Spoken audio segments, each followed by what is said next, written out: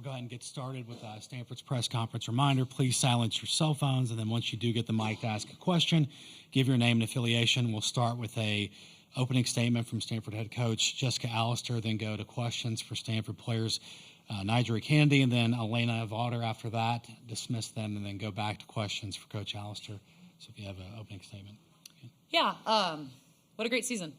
What a great run at the end. I couldn't be more proud of the work that our group did this year.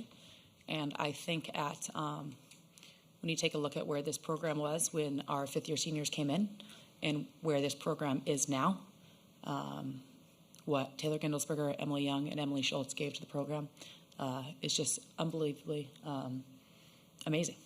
And for them to buy in and believe that we could be playing here on this stage and competing the way that we were competing today, I will forever be grateful for them.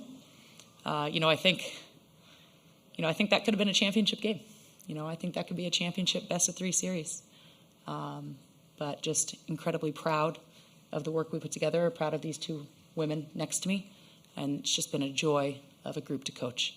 And I love them all, and I'm incredibly proud of them. Questions for players? We'll go to Ryan in the front row left here. Ryan Aber from the Oklahoma. And Nigel, if you could walk us through that, the at-bat to Jennings there in the ninth, and the way that played out, and also just in general, what do you take away from this experience in this week and your performance, especially in these two games against OU? Yeah, definitely not the outcome we wanted, but we're back at the World Series. I feel like that was the goal we got here, and now we have a taste, and we're going to come back hungry. Okay, we'll go to Barry, third row right. Barry Trammell of the Oklahoma. Najri, two similar games, you really shut them down into 5 innings. Then they got you a little bit in the 5th inning of both of your appearances. What about, both these games similar in terms of the way you were able to control the game, and then sort of what got away from you in the last inning of each game?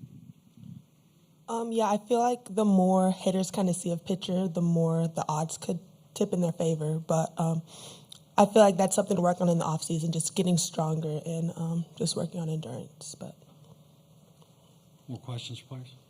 Third row left here. Hi, Nicole Auerbach, The Athletic. Nyjah, what did you learn about yourself and the future for you over the last 5 days? I think that I can play at this level. Coming in, I didn't know what to expect. I didn't know. We get Oklahoma right off the bat, and now I know, I can, for the most part, I can pitch to any team in the nation. For the all part.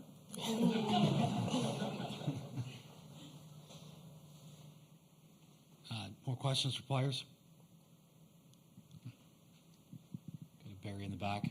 Yeah, Barry Trammell of the Oklahoma. Elena, when you guys split a game like you have, how much do you help each other after, you came out, she's out there now battling. How much do you serve as a voice, helping her see what's going on and know what worked for you and those kinds of things? Yeah, sometimes I didn't do that today because I didn't really know the answer. But sometimes I say what the strike zone is, so I can kind of give you the idea there. And then other than that, we'll kind of talk about batter to batter. And Coach Nyberg does a great job with kind of understanding, if a batter was cheating for a certain pitch or what their plan was, and being able to change kind of based off rise ball, drop ball, and just that in general is what really is super cool. One last question from me. You're a veteran, outstanding pitcher, and then this rookie from Topeka shows up. What were your first impressions of her? And how many months later, what are your impressions now? Yeah, so I hit. So in the fall, I've never seen a ball move like that in my whole entire life. And I guess I move a ball a different way, which I guess could be, some type of movement in itself. But yeah, up to bat, I've never seen a pitcher better. And now watching her thrive this season, it's been the coolest thing ever. And even working through an injury and just the type of confidence that she can bring to a team as a freshman. I thought that I kind of had to pave a way as a freshman too. But watching her do it too is just the coolest thing ever. All right, we'll go to front row left. Oh, okay. Well, come back. One more for both of you. a lot of pitchers have gone up against this lineup, and it's relentless, and they've talked about that. You guys, again, have limited them more than most. What is it like to face a lineup like that where there's power even at the bottom of the lineup? Yeah, I can start. So I think that, they make good adjustments. They're good hitters. I think today, personally, I didn't have my best game, and I think you kind of have to have your best game against them. But that being said, credits to Oklahoma, and they're good. Yeah, same thing. They're a really good team, good hitting team. But I know, I didn't have my best game either. But I know next year we can come back and the story can be different. Any more questions for players? Okay. I'd like to add in before they leave, because I'd like them both to hear me say this. That's what makes them special. So it's not easy as a senior to come in and all of a sudden have your workload change just a little bit and to share the stage. And that's what makes AV one of the most amazing women that I've ever been around. And the care that she takes of the entire pitching staff sets the tone. And you can hear in her answer there. That's why we were able to do what we've done, and that's what makes our program what it is. And then as far as Nyjah over here, walking away thinking there's something I can be better at. That is unique and uncommon.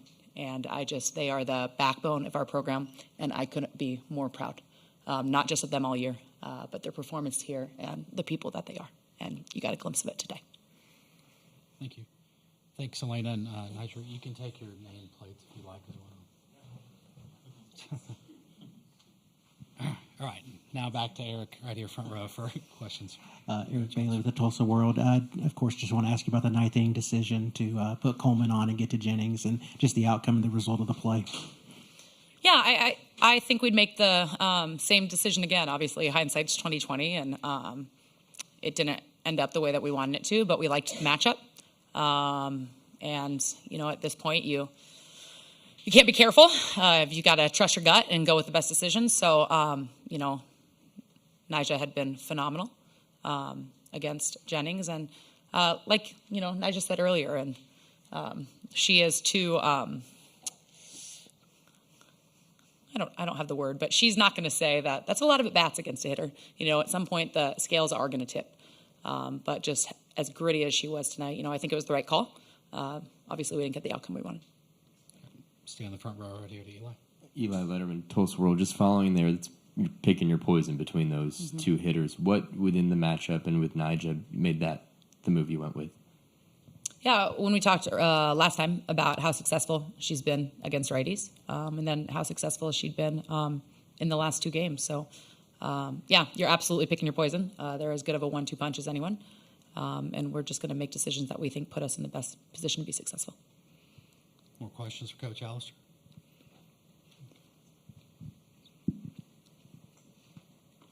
Go to Jenny on the second row left. Jessica Jenny Carlson with the Oklahoman. Obviously, Stanford softball back on the national stage, but the way Nyjah sort of emerged in the super regional against Duke, and now, people tweeting about her, Instagram, all that sort of stuff. Did you guys have a sense of that as this was going on? Just the waves that she was making, not only in the sport of softball but beyond. Yeah, and I wouldn't say that just started at the super regional at Duke. I think if you watched the Pac-12 championship game and the performance that she put together against UCLA, if you watch the regional and the work that she did against Florida twice, and then obviously the work that she did at Duke, but none of this is a surprise to us. We've watched her all along, and we've watched her in the best conferences in the country as a freshman come in and just be lights out. So I think at times maybe, we're playing the late games, I'm not sure, but it takes everybody a hot minute just to see what's going on the West Coast. But this is no surprise to us. So it's great to see the rest of the country catching on to what, we've known from the start. All right, we'll stay second row right. Tarek Monster, the Norman Transcript. You guys really came out in the bottom of the first inning and put some momentum down. What was kind of the message to the team at that point when you guys had a 2-run lead, but there's still a lot of game left, obviously? The message was just try to continue to put together good at-bats. We talked last night and then again this morning about being brave, not perfect. And I thought we did a good job of that. I thought we came out, we got a good pitch to hit, we put a good swing on it. Obviously we would like to push a couple more runs. We thought we were going to need a couple more. But I thought we strung together good at bats and continued to try to find a way to push another one across. But the message wouldn't change. And again, I thought we had opportunities. You know, we got runners to second base with our right hitters up. A couple inches here and there, I think that outcome can look a lot different. But I was proud of our tenacity. I was proud of our grit. I just couldn't be more proud of the team. Okay, we'll go to George, second row left. George Stoy, CenterScoop.com. This is probably an unfair question to ask you, but you guys have been one of the few teams to really take Oklahoma to the brink. What do you think it will take to beat this Oklahoma team? Well, a timely hit. You know, I don't think I watched back those games and think that there was no way for us to win either game. You know, I think we can win both games. But we need to have a timely hit. And like I said, and I told our players this isn't a dig, but we had the right hitters up.